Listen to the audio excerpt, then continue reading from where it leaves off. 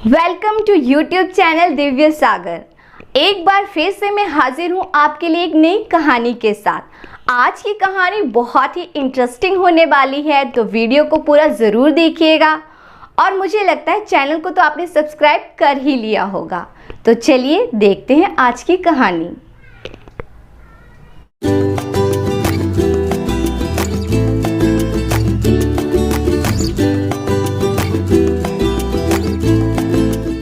एक समय की बात है, उज्जैन नाम के राज्य में सुंदरलाल नाम का रत्नों का व्यापारी रहता था। उसके 3 बेटे थे, जिनका नाम चेतन, रतन और रोहन था। अपने अंतिम दिनों के दौरान उसने अपने तीनों बेटों को बुलाया और उनसे कहा, बेटो, मेरी बात ध्यान से सुनो। मैंने अपने व्यापार को बढ़ाने के लिए खूब मेहनत की और सफल भी रहा। अब मेरी संपत्ति में तुम तीनों का बराबर का हक है। मैंने 3 बेशकीमती हीरे खरीदे थे, जिनकी कीमत हमारी पूरी संपत्ति से भी ज्यादा है। हमारे पास जो भी संपत्ति है वो एक तरफ और ये तीनों हीरे एक तरफ। तुम तीनों भाई एक एक हीरा अपने पास रख लेना। चेतन बोला, पर पिताजी, वो हीरे हैं कहाँ पर? बेटा, वो हीरे अंदर वाली अलमारी में एक डिब्बे में रखे हैं। बेटा, इन हीरों को भविष्य में जरूरत पड़ने पर ही इस्तेमाल करना, लेकिन तब तक इस बात को भूलकर एक साथ रहकर सामान्य जीवन ही जीना। लालच बिल्कुल मत करना मेरे बच्चों। इतना कहने के फौरन बाद ही सुंदरलाल की मृत्यु हो गई। उनका अंतिम संस्कार और क्रियाक्रम तीनों भाइयों ने मिलकर किए और एक दिन तीनों आपस में मिलकर चर्चा कर रहे थे। रतन बोला, मुझे लगता है हम सबको साथ रहकर पिताजी के व्यवसाय को आगे बढ़ाना चाहिए। मैंने उन 3 हीरों को उसी अलमारी में छुपाकर रखा है। यदि भविष्य में हमें उनकी जरूरत पड़ी तो हम उनका इस्तेमाल करेंगे। क्या आप दोनों को इससे कोई परेशानी है? दोनों भाई बोले, नहीं भैया, हमें कोई दिक्कत नहीं है। पिताजी के बाद अब आप ही घर में सबसे बड़े हैं और आपका कहना उचित है। वो तीनों मिलकर अपने पिताजी के व्यवसाय को साथ मिलकर चलाने लगे और खुशी से रहने लगे। पर एक दिन चेतन चिंतित होकर घर पर आया। उसे परेशान देखकर रतन ने पूछा, क्या हुआ भैया, आप परेशान क्यों लग रहे हो? चेतन बोला, मुसीबत आ गई है भाई। हमारा माल ढोने वाला जहाज समुद्र में डूब गया है। हमारा बहुत बड़ा नुकसान हो गया है। अगर हमें कच्चा माल खरीदना है तो काफी पैसों की जरूरत होगी। रतन बोला, क्यों परेशान हो रहे हो चेतन भैया? ऐसी मुश्किल के लिए ही तो हमारे पास हीरे पड़े हैं ना। हम उन्हें अपने निवेश के रूप में इस्तेमाल करेंगे। तुम क्या सोचते हो रोहन? हाँ भाई, हम उन हीरों का उपयोग करेंगे। हमें घबराने की क्या जरूरत है भैया? चेतन बोला, तुम दोनों ठीक कह रहे हो। रुको, मैं अभी उन हीरों को लेकर आता हूँ। चेतन अलमारी से हीरो वाला डिब्बा निकाल कर ले आया और फिर उसने उसे अपने भाइयों के सामने खोला, लेकिन डिब्बे में सिर्फ 2 ही हीरे मिले। यह देखकर वे सभी हैरान हो गए। चेतन बोला, हम तीनों के अलावा किसी को भी हीरो के बारे में पता नहीं था। रोहन बोला, भैया, क्या आप हम दोनों पर शक कर रहे हैं? चेतन बोला, नहीं, समझ नहीं आ रहा कि हमसे चूक कहाँ पर हुई। चोर हम तीनों में से एक है, लेकिन हम एक दूसरे को दोष नहीं दे सकते। लेकिन हाँ, इस समस्या को सुलझाने का एक उपाय मेरे पास है। रोहन बोला, भैया, क्या उपाय है? सुनो, हम में से जिसने भी हीरा लिया है, हो सकता है वे अभी तो नहीं मानेगा, इसलिए एक दिन का समय लेते हैं। जिसने भी हीरा लिया है वे कल सुबह तक उसे वापस इस डिब्बे में रख दे, ठीक है? रोहन बोला, ठीक है, लेकिन अगर हीरा हम तीनों में से किसी ने भी नहीं लिया हो तो हम सब क्या करेंगे? रतन बोला, अगर ऐसा हुआ तो हम राजा के पास जाएंगे। फिर बड़े भाई चेतन ने कहा, ठीक है, तो हम कल का इंतजार करते हैं।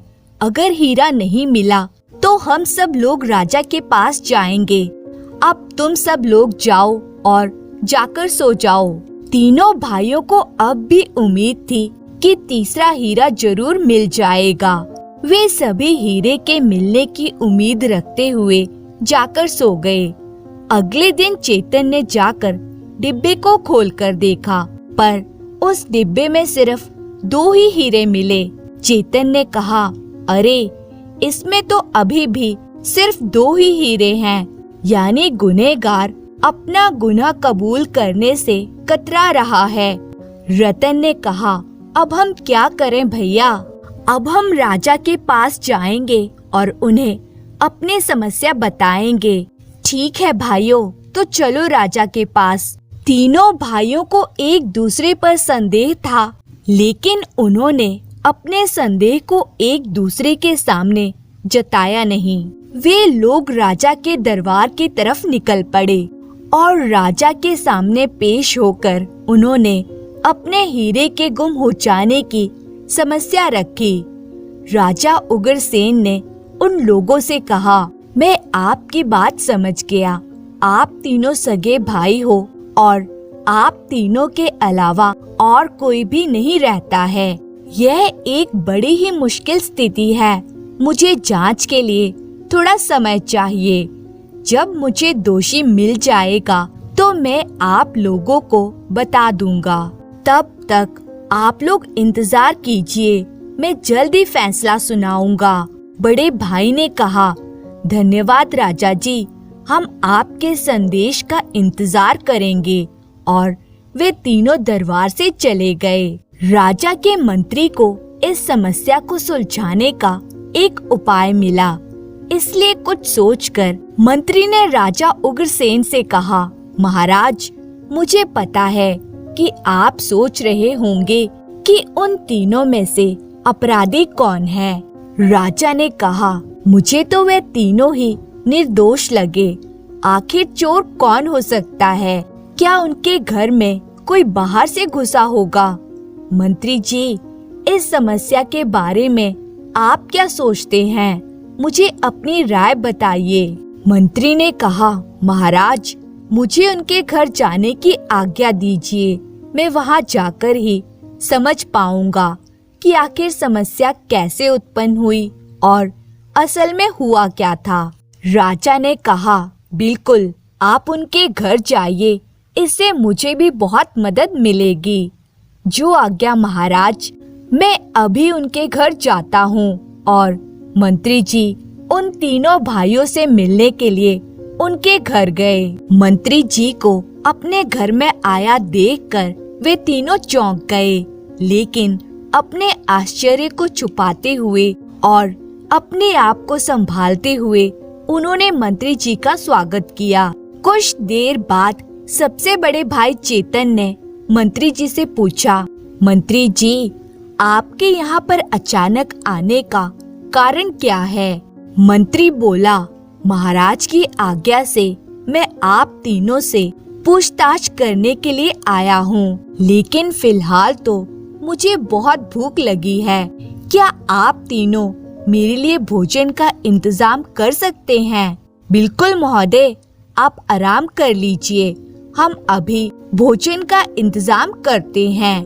स्वादिष्ट भोजन का इंतजाम किया गया और मंत्री जी ने भी खूब छककर स्वादिष्ट भोजन का स्वाद उठाया। इसके बाद तीनों भाई बड़े ही उत्सुक होकर मंत्री जी क्या कहने वाले हैं ये सोचने लगे।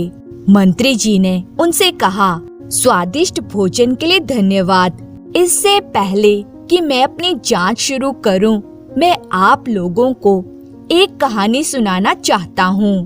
ध्यान से सुनिए। जब मंत्री जी ने कहा कि वे उन तीनों को एक कहानी सुनाएंगे, तो तीनों भाई बड़े ही हैरान रह गए। उन्हें मंत्री जी के इरादे समझ नहीं आ रहे थे, क्योंकि वह तो यहाँ पर समस्या की जांच करने वाले थे और अब वह कहानी सुनाने की बात कर रहे थे। और फिर तीनों भाई बड़े ही ध्यान से कहानी सुनने लगे और मंत्री जी ने कहानी सुनाना शुरू किया। एक समय की बात है, श्रीधर नाम का एक राजा रहता था। उनकी एक बेटी थी जिसका नाम नैनिका था। वह गुरु विश्वामित्री से अपनी शिक्षा प्राप्त कर रही थी। अब वह विवाह योग्य हो गई थी, इसलिए उसके पिता ने उसको आश्रम भेजना बंद कर दिया। एक दिन नैनिका अपनी शादी की खबर बताने के लिए अपने गुरु से मिलने गई और कहने लगी, प्रणाम गुरुवर, इतने वर्षों तक आपने मुझे जो शिक्षा दी उसके लिए मैं आपकी आभारी हूँ। इस बक्से में कुछ कपड़े और कुछ कीमती सामान है, इसे गुरु दक्षिणा के रूप में आप स्वीकार कीजिए और मुझे मेरे आने वाले समय के लिए आशीर्वाद दीजिए। गुरुदेव ने कहा, नैनिका, इन सभी उपहारों को वापस ले जाओ, मैं इन्हें स्वीकार नहीं कर सकता। वैसे मेरी एक इच्छा है, अगर तुम वे इच्छा पूरी कर सकती हो तभी मैं तुम्हें अपनी इच्छा बताऊंगा। नैनिका ने कहा, गुरु की इच्छा पूरी करना सबसे बड़ा पुण्य का काम है। बताइए गुरुदेव, मैं आपकी इच्छा कैसे पूरी कर सकती हूँ? तब गुरुदेव ने कहा, तुम्हारा विवाह होने के बाद उसी रात तुम्हें बहुत से गहनों से सज धज कर अकेले ही मेरे आश्रम में आना होगा। बताओ, क्या तुम ऐसा कर सकती हो? नैनिका को अपने गुरु की इच्छा सुनकर बहुत आश्चर्य हुआ, लेकिन उसने वचन दिया था, इसलिए वह सहमत हो गई और कहने लगी, गुरुजी, मैं आपकी इच्छा को सुनकर थोड़ी सी उलझन में पड़ गई हूँ, लेकिन फिर भी मैं अपने वचन पर कायम रहूंगी और आप जो कहेंगे मैं वह करूंगी। अब आप मुझे जाने की आज्ञा दीजिए।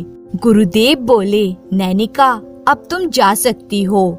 नैनिका ने अपने गुरु से विदा ली और कुछ ही महीने के बाद उसकी शादी नालंदा के राजा विजय से हो गई। शादी की रात नैनिका ने अपने पति को अपने गुरु की इच्छा के बारे में बताया। उसकी बातें सुनकर उसके पति ने नैनिका से कहा, नैनिका, गुरु भगवान के समान होते हैं। मुझे लगता है कि उनकी इच्छा के पीछे कोई न कोई कारण जरूर होगा। तुम जरूर जाओ और उनसे मिलो। नैनिका ने कहा, मैं आपके जैसा पति पाकर धन्य हो गई, जो एक पल भी बिना कुछ सोचे समझे और शंका किए मुझे गुरुदेव से मिलने जाने देने के लिए तैयार हो गए। मैं जाकर अपने गुरुजी से जरूर मिलूंगी और उन्हें दिया हुआ वचन मैं जरूर पूरा करूंगी। यही उनकी गुरु दक्षिणा है। नैनिका ने खुद को गहनों से सजाया और पति की आज्ञा लेकर अपने गुरुजी से मिलने चल पड़ी।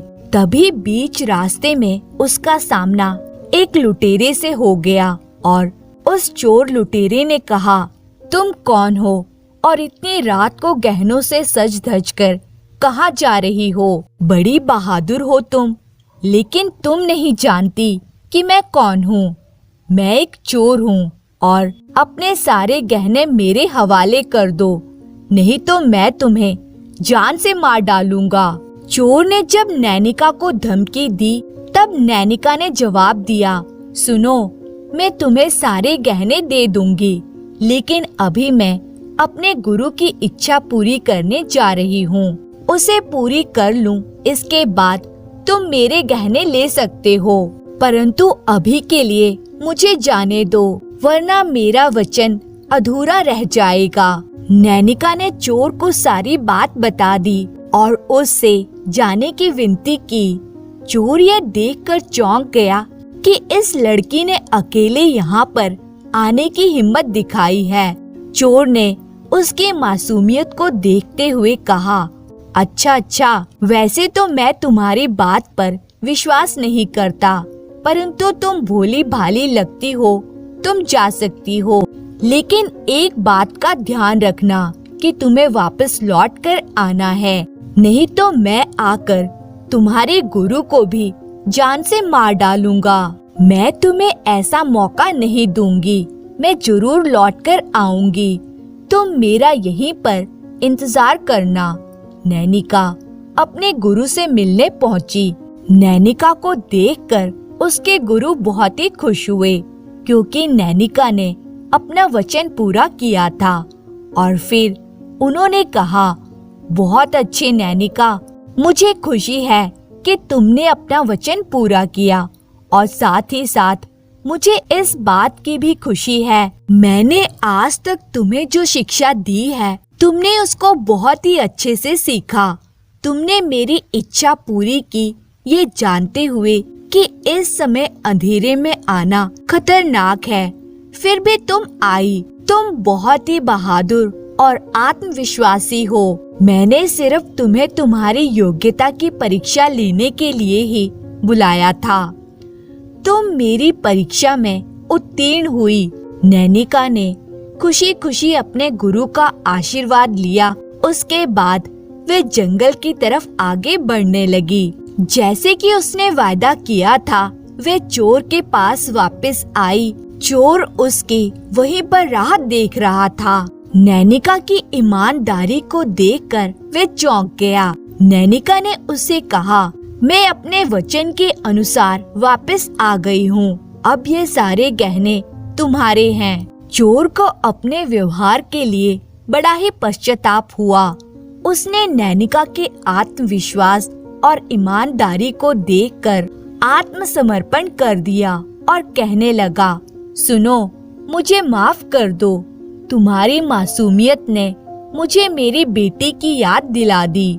तुमने अपने वचन का पालन किया और अपने गहने मुझे देने आ गई। मुझे खुद पर शर्म आ रही है। अब मैं लोगों को लूटना छोड़ दूंगा। तुम जा सकती हो नैनिका। मैं तुम्हें परेशान नहीं करूंगा।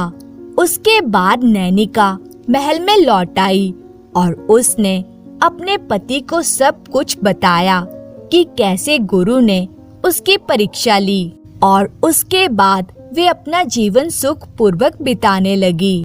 मंत्री जी तीनों भाइयों से बोले, अब ये कहानी पूरी हो चुकी है। इस कहानी में बहुत से अच्छे लोग हैं, लेकिन उनमें से सबसे अच्छा कौन है? इस तरह से मंत्री जी ने उन तीनों भाइयों के सामने एक सवाल रख दिया। सबसे पहले बड़े भाई चेतन ने जवाब दिया, मेरे हिसाब से सबसे अच्छा आदमी राजा विजय था, जिसने अपनी पत्नी को उसके गुरु से मिलने की अनुमति दी। वही सबसे अच्छा था। मंत्री बोले, अच्छा रतन, तुम्हें क्या लगता है? मुझे लगता है कि गुरु सबसे अच्छे थे, क्योंकि गुरु ने राजकुमारी द्वारा दिए गए सभी कीमती उपहारों को अस्वीकार कर दिया और गुरुकुल में सीखी हुई बातों की जांच करने के लिए उन्होंने राजकुमारी की परीक्षा ली। इसलिए गुरु ही सर्वश्रेष्ठ थे। ठीक है, तो तुम बताओ रोहन, तुम्हें क्या लगता है? मेरी राय यह है कि चोर ने चोरी का मौका पाकर भी नैनिका को जाने दिया और पश्चाताप किया, तो मेरे हिसाब से चोर ही सबसे अच्छा था। मंत्री जी ने कहा, अच्छा, तो आप सब में से नैनिका को कोई भी सबसे अच्छी नहीं मानता। उसने तो सारे अच्छे कर्म किए और अपने अच्छे व्यवहार से उसने अपने पति, गुरु और चोर को भी सुधार दिया और परिस्थिति को संभाल लिया। ठीक है, अब मैं चलता हूँ। तब बड़ा भाई चेतन बोला, आप तो यहाँ पर हीरे के चोर के बारे में पता लगाने आए थे, पर आप तो हमें कहानी सुनाकर जा रहे हैं। हाँ, आया तो मैं उसी के लिए था, लेकिन फैसला राज दरबार में सुनाया जाएगा। यह कहकर मंत्री जी वहाँ से चले गए।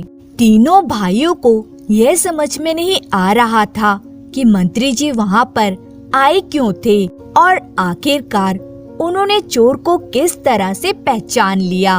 अगले दिन सुबह मंत्री जी राजा से मिले और कहने लगे, महाराज, मुझे पता चल गया है कि तीनों में से चोर कौन है। महाराज बोले, बहुत अच्छे मंत्री जी, आपको पता चल गया तो बताइए उन तीनों में से चोर कौन है। मंत्री ने कहा, महाराज, सबसे छोटा भाई रोहन ही चोर है। आप इतने विश्वास से कैसे कह सकते हैं। मंत्री जी ने राजा को उन भाइयों के घर में हुई सारी बातें बताई और यह भी बताया कि उन्होंने तीनों भाइयों से एक सवाल पूछा था और उस सवाल के जवाब के आधार पर ही उन्होंने चोर को निर्धारित किया। मंत्री जी बोले, महाराज, जब मैंने उनसे सबसे अच्छे व्यक्ति के बारे में पूछा तो बड़े भाई चेतन ने कहा कि पति ही सबसे अच्छा है और दूसरे भाई रतन ने कहा कि गुरु ही सबसे अच्छा है। लेकिन तीसरा भाई रोहन मुझे लालची लगा क्योंकि उसने चोर को अच्छा बताया, तो मैं समझ गया कि रोहन ही चोर है। रोहन ने ही फिर तीसरा हीरा चुराया है क्योंकि एक चोर ही दूसरे चोर को अच्छा बता सकता है।